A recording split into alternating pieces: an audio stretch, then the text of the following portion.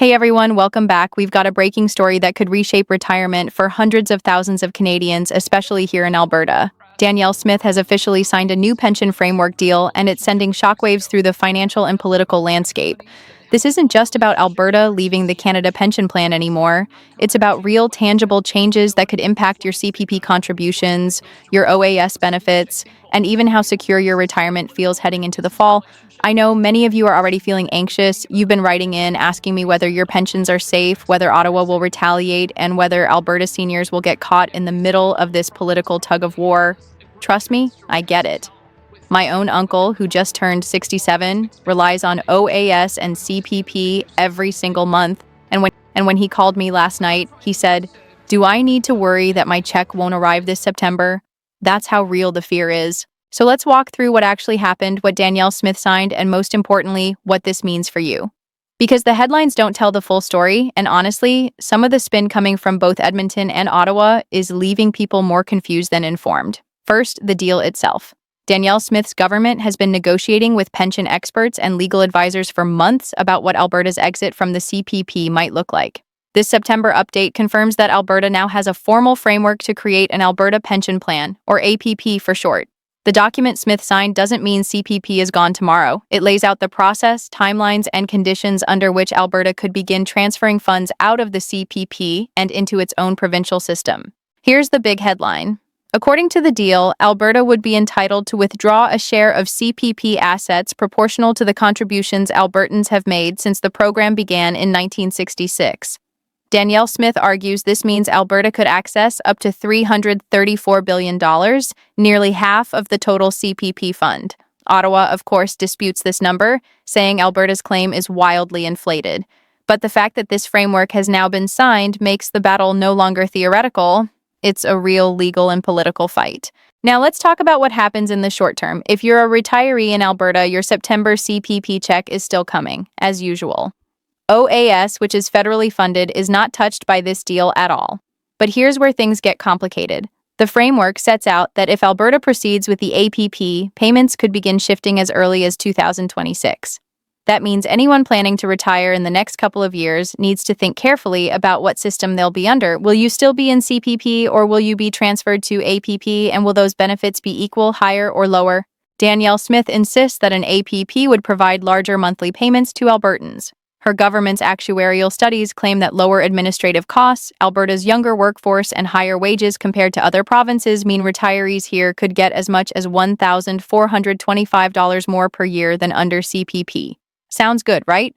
But here's the catch. Ottawa and independent economists warn that splitting CPP destabilizes the whole system.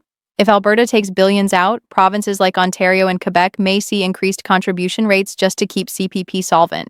That means this fight isn't just about Alberta, it's about the future of retirement security for the entire country. I want to pause here because this is where a lot of you are getting scared.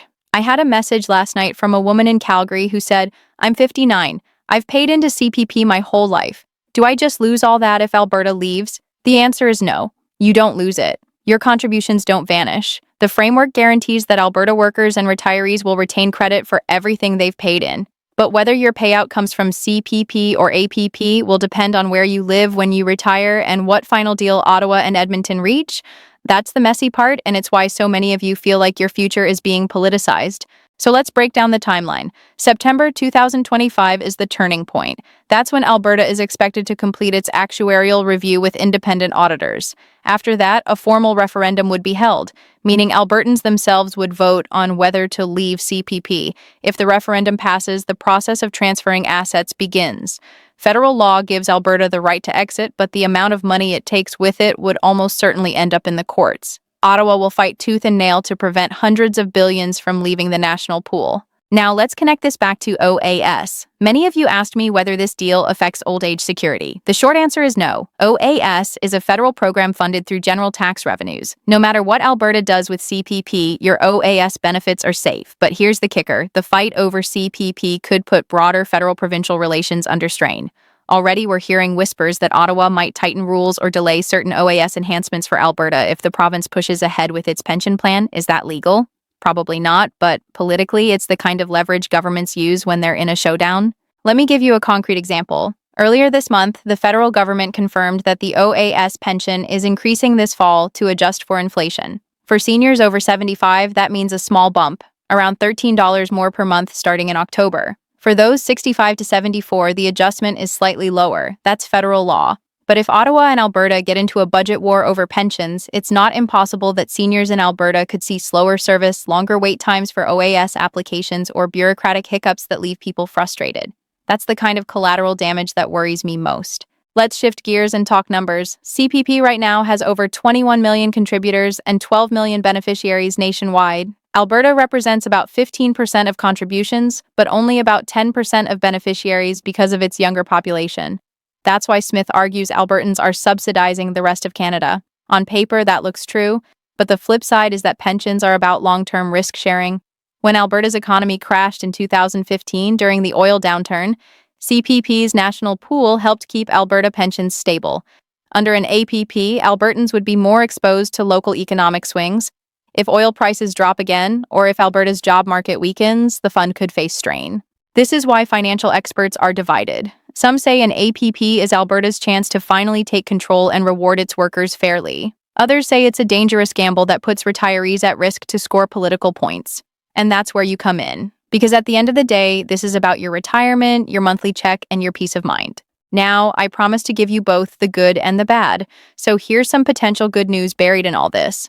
The deal Smith signed includes a benefit protection clause. That means even if Alberta exits CPP, current retirees won't see an immediate cut in their payments.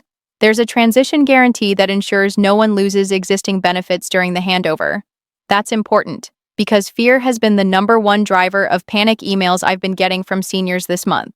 But here's the bad news. The deal also allows for different contribution rates under an APP. That means younger workers in Alberta might pay less into the system than their counterparts in Ontario or BC, but it also means retirees down the road could face bigger risks if investment returns don't pan out. Lower contributions sound great until the math doesn't add up. And once again, Ottawa is warning that Alberta is underestimating the costs of running its own pension plan, especially the legal costs of splitting assets with CPP. So what should you actually do right now? If you're already retired and receiving CPP or OAS, your September payments are safe. Nothing changes this month.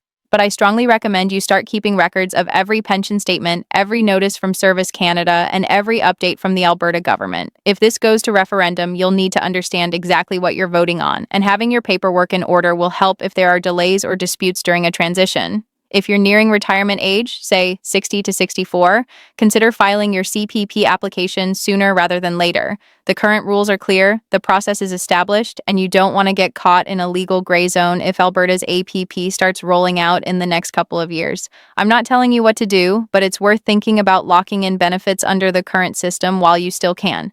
And if you're younger, maybe in your 30s or 40s, pay attention to how contribution rates might shift.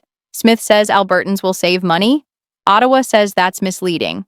The truth probably lies somewhere in the middle, but your retirement is decades away. That means you'll be the generation most exposed to the risks if APP investments don't perform as expected. Let's talk politics for a second, because whether we like it or not, pensions are now political weapons. Danielle Smith is framing this as Alberta's right to control its own destiny. Justin Trudeau's government is framing it as a reckless move that puts Canadians' retirement at risk.